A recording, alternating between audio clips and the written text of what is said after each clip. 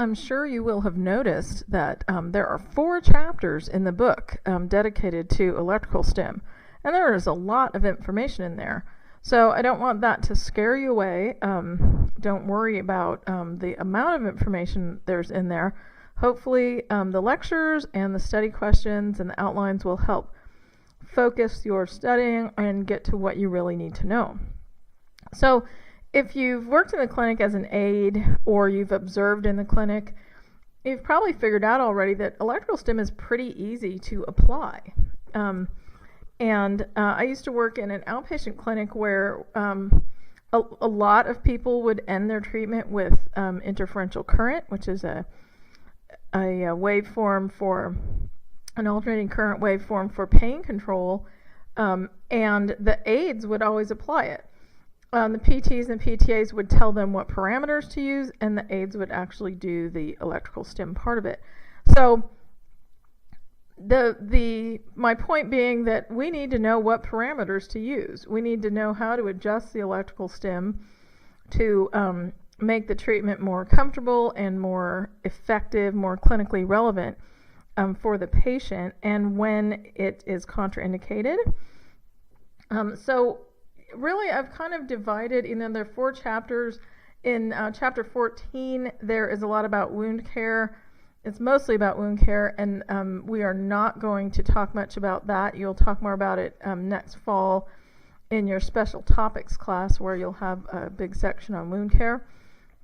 And we're going to talk about iontophoresis, and we're going to practice that in the lab. That's most of what we will cover in chapter 14. So I've divided it up into 3 lectures, hopefully not longer than half an hour each. I like to keep it in small chunks. So the first lecture, we're going to talk about terminology and definitions and sort of the effects of electrical stim in general, and just like we normally start with terminology.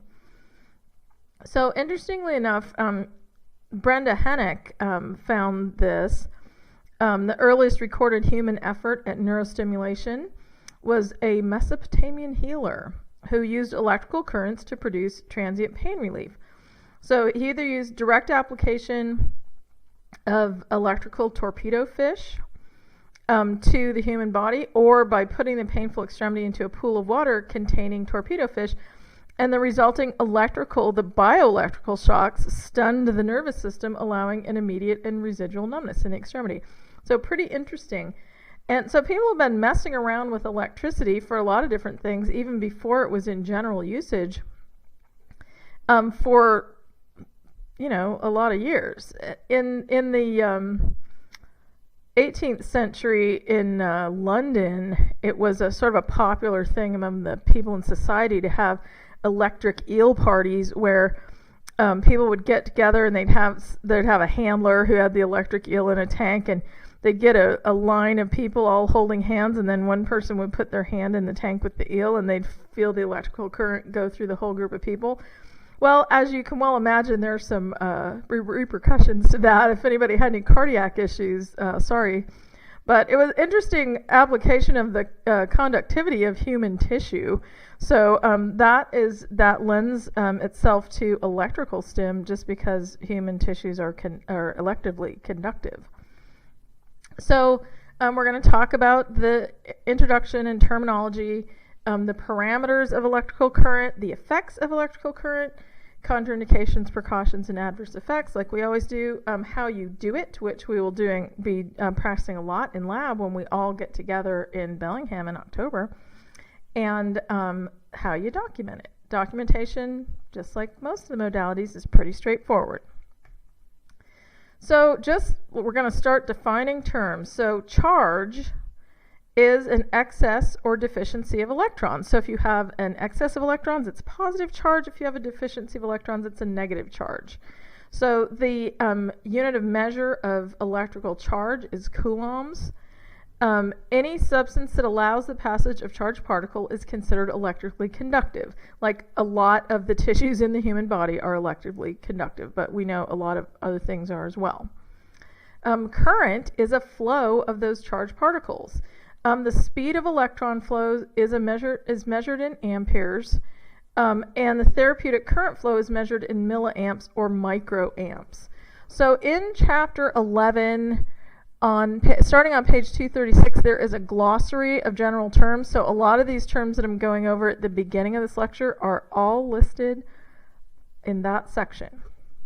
So you can think of the flow of charge as being analogous to the flow of water. It's not exactly the same, but some of the ways of thinking of it help. Like water flowing through a hose or a pipe is similar to current flowing through something that's electrically conductive. Voltage is stored charge, and voltage drives current flow. So it's analogous to a water spigot controlling water flow, if we're going to stick with our water analogy. Conductivity is the ability of materials to propagate current. So if something allows a current to flow through it, it propagates that current, it is considered to be electrically conductive. If it does not allow electrical charge or current to propagate, it is an insulator. So you're either a conductor or an insulator. So some of our tissues are insulators, some of them are conductors, like fat, insulator, muscle, conductor. So the polarity is the property of having two oppositely charged conductors. The anode, which is negative, and the cathode, which is positive. In a conductor, free electrons move from negative to positive. So that is going to have implications for iontophoresis and some of the direct current applications of electrical stim. Resistance is the opposition of the flow of charged particles. It's also known as impedance in biological tissues, and we'll talk about that as well. So resistance increases as the cross-sectional area of the conductor decreases. So if you have a smaller cross-sectional area, you have increased resistance. So it also increases as the length of the conductor increases. So a longer conductor, increased resistance. So Ohm's Law is how it's basically tells about the relationship between current, voltage, and resistance. So the current is directly proportional to voltage, so higher voltage, higher current, and indirectly proportional to resistance, so higher resistance, lower current. Or you can say voltage equals current times resistance. So the really Ohm's Law is about the interrelationship between current, voltage, and resistance. So I found this on the internet. You know, I always look at stupid stuff on the internet, and so it's the current is Nikola Tesla. That's our current. The voltage is volta, and the resistance is ohm. So it's Tesla equals volta over ohm. So kind of silly, but there you go. Capacitance is the ability to store charge in an electrical field and oppose change in current flow. So it's basically two conductors separated by an insulator. Our cells are made up of capacitors in our lipid membrane. The phospholipid membrane, the phosphorus part of it, the outer part, is the conductor, and the lipid is the insulator. So our electrodes and nerves are conductors, skin and fat are insulators. So we have these built-in capacitors in our cells, and that is one of the things that allows us to be responsive to electrical energy, which I think is super cool. And then we're going to talk way more about this idea when we get to neuro, because that's how neurons send their messages. Very neat. Impedance is like resistance, but it's in biological tissues. So impedance is opposition to current flow in biological tissues. It's frequency dependent. There's less impedance at higher frequencies. It's a combination of resistance and capacitance, really, and it's measured in ohms, just like resistance. So muscle and water are conductors. Electricity flows easily through them, low resistance, low impedance. Fat is an insulator, so electricity doesn't flow, high resistance, high impedance. So the little body fat detectors that do it by impedance, that's how they do it. They compare the amount of muscle and body water to the amount of fat, and you can tell your body composition using impedance. So a waveform is the shape or visual representation of a pulsed current.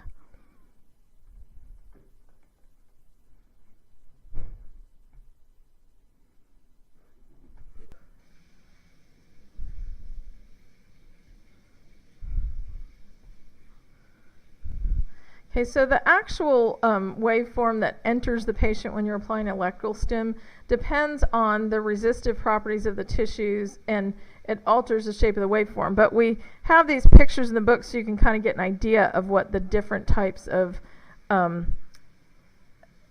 electrical applications look like. So direct current, it is a continuous unidirectional flow of charged particles, meaning the particles flow in one direction. One electrode is positive, the other is negative, and the electrons flow from the negative electrode to the positive. So the current flow depends on the polarity that you set on the machine. So we have specific machines that apply direct current. Usually we use it for iontophoresis. There is a direct current muscle stim that's used for completely denervated muscles and for wound healing. So there is a net charge of accumulation of ions underneath the electrodes, and what that in iontophoresis, what that does is it allows you to push in a charged medication transdermally. It goes opposite to the electrode that you have it under. Alternating current is an uninterrupted bidirectional flow of charged particles, so we have it going in both ways. The polarity continuously reverses between the electrodes, so you get no charge buildup and no net chemical buildup in the tissues. So alternating current is all of the electrodes end up being equal in terms of charge. There's not a positive and a negative. With pulsatile current, it can be unidirectional or bidirectional. Frequently, with the uses that we use it for in physical therapy, it's bidirectional. But rather than being alternating, like with alternating current where it's just changing back and forth and there are no interruptions, pulsatile current has periodic interruptions in the current flow. So it's pulses. That's why they call it pulsatile. It's a common type of current used in e-stim applications like VMS or variable muscle stim, TENS, transcutaneous electrical muscle stim. So it's a NMES, neuromuscular electrical stim. So it's a common type of current used in e-stim. So with pulsatile current, there are two different kinds. Monophasic, where there's one phase that represents each pulse, and this is the unidirectional. Phase represents a current flow in one direction for a finite period of time, a pulse, and it can be either in a negative or positive direction. Biphasic is there two phases for each pulse, and it's the bidirectional flow. So there are lots of different kinds: balanced, unbalanced, asymmetrical, symmetrical, and we're not going to worry too much about those definitions, but the idea is that the interruptions in the current flow minimize accumulations of charge, so there's not a net chemical change. So lots of different shapes, and just depending on the waveform or the application that you use, it'll be a different shape. So biphasic is what we most often see with pulsatile current. Alternating current is always biphasic, but most alternating current applications are sinusoidal and symmetrical, meaning there are no pulses, it's just continuously on. And it keeps switching from positive to negative, so there's no net accumulation of charge. So in terms of parameters, and again, these can be found, the general terms and the waveforms and the parameters can be found at the end of chapter 11, starting on page 236. But the amplitude, it's the magnitude or current of voltage. So when you're turning up the amplitude, you're increasing the amount of voltage. And it's usually measured in milliamps or sometimes microamps for certain applications. So milliamp is 1,000th of an amp, and milliamps is 1,000th, and microamps is 1,000,000th of an amp. So real tiny. Rise and decay time is the time for a phase to go from 0 to peak and then back to 0. So it's just the amount of time to go through the phase, basically. Phase duration is the time from the beginning to the end of each pulse. So it's just really how long the pulse lasts. The pulse duration is the time between the beginning and ending phases of the pulse.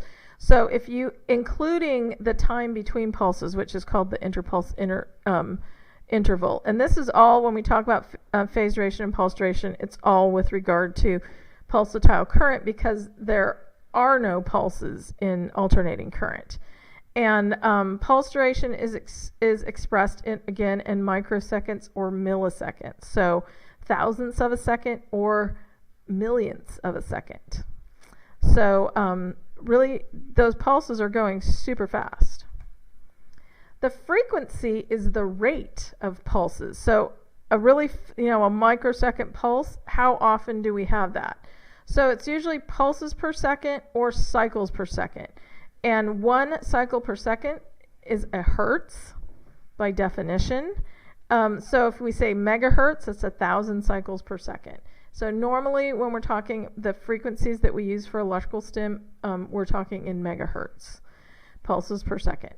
So the duty cycle, also known as the on-off time, it's the time that the stim is on versus the time that the stim is off. When we're doing muscle stim, it's important in controlling fatigue during the treatment.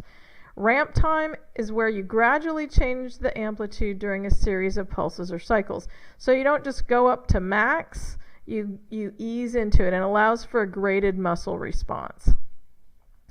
Modulation is varying one or more of the parameters. It might vary the amplitude, it might vary the frequency, and it's to postpone adaptation, and that one is usually used with pain or sensory techniques, and we'll talk a little bit more about those later. So modulating is we're just varying one of the parameters in order to postpone adaptation, because if you have any sensory input long enough, you will get used to it. So we vary it a little bit so we don't get used to it as quickly. So basically, the effects of the electrical current is to generate an action potential. And the action potential is the basic unit of nerve conduction. So at resting, the neuron is at about minus 65 millivolts. If you depolarize it to minus 55 millivolts or below, you will generate an action potential. And an action potential, and we'll talk way more about this in neuro, but an action potential is a nerve response. And it's a nerve response that will propagate down the axon. So you can send it down the axon and get it to do stuff like contract your muscles, for example.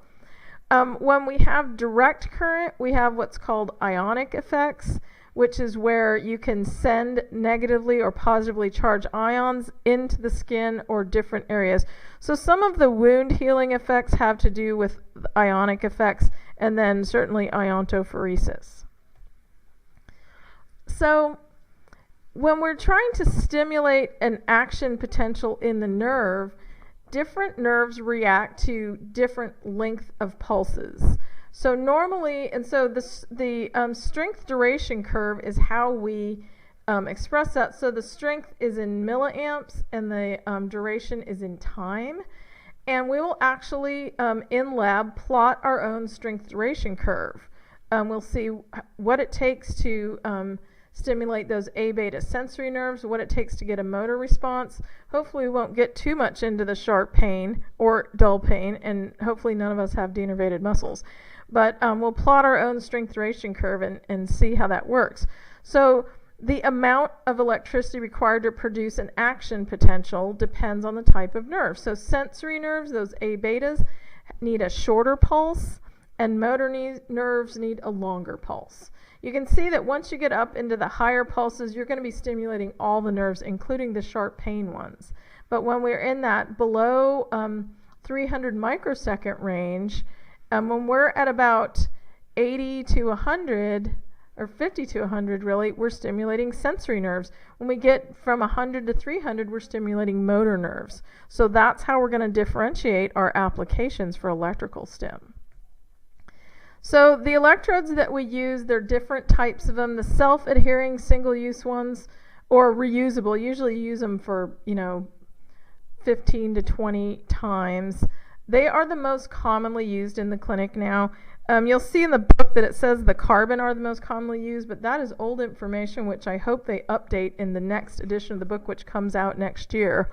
The carbon electrodes need a conductive medium like gel, and they don't stick to the person. You have to strap them on.